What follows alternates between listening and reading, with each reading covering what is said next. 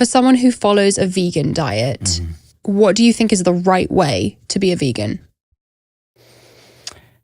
And the wrong way? Yeah, let's think about some of the kind of big picture principles to begin with. So, vegan can be everything from a ultra processed cookie to a bean, or sometimes I say a jelly bean to a black bean, right? So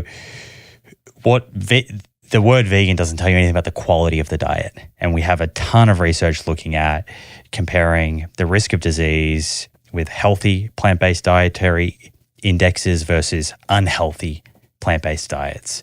And you see consistently, if you're adopting a vegan or plant-based diet that is full of ultra-processed foods, you're not getting that reduction in cardiometabolic disease risk that we see with healthy, whole food-based, plant-forward, plant-based, whatever you want to call it, dietary patterns. So I think food quality is like the first thing.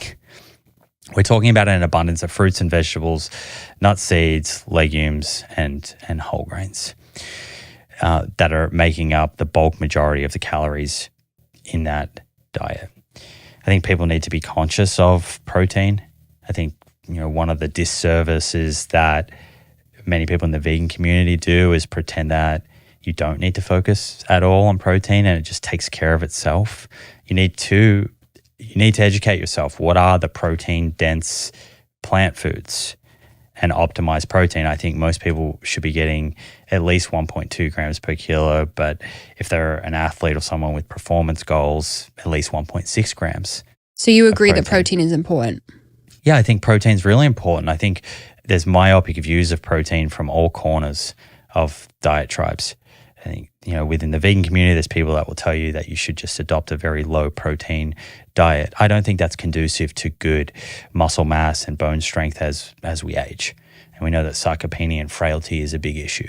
So I think that, we need a higher protein intake than the RDA. So I disagree with those people.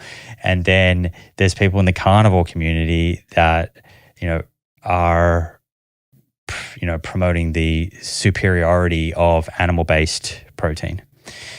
And I think that's problematic too, because yes, animal protein is high quality and can help with developing muscle mass and strength, but it increases risk of cardiometabolic health. And when you look at plant-based protein, if you're getting enough, once you get to a certain level, you don't see differences in strength and muscle mass. At low levels, the differences in protein quality becomes far more important.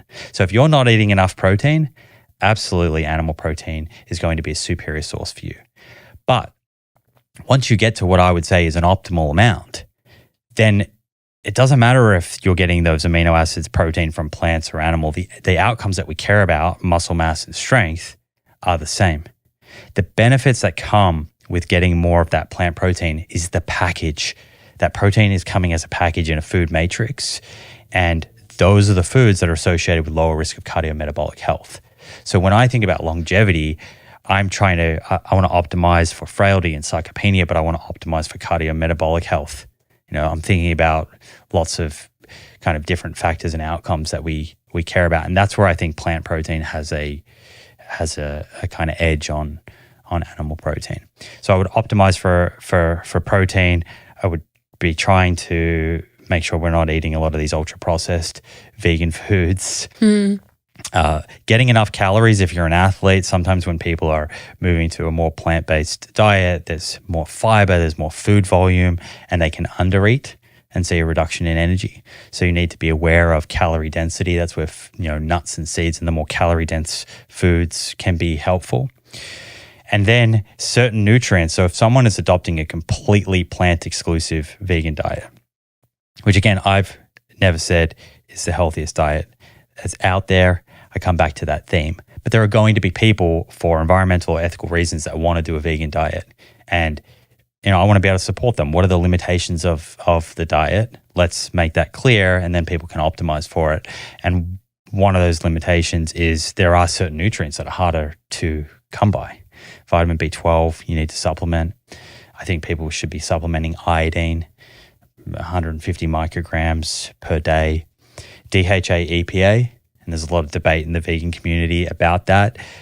I think the data, if we're going to be cautious, then I think people should be supplementing with DHA and EPA direct source, whether that is fish oil or algae oil.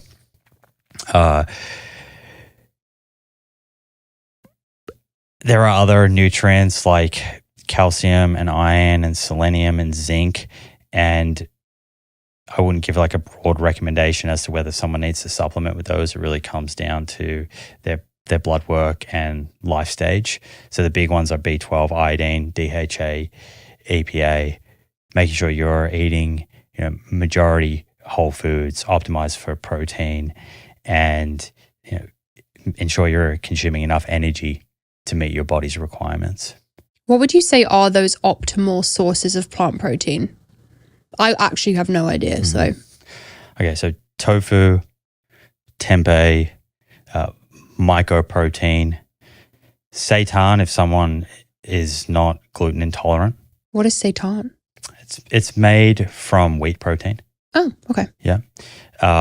There's TVP, which is very protein dense, and then lentils, beans, chickpeas, all of those foods can kind of help you get to that protein level of 1.2 to 1.6 grams per kilo. And I'm not against protein powders.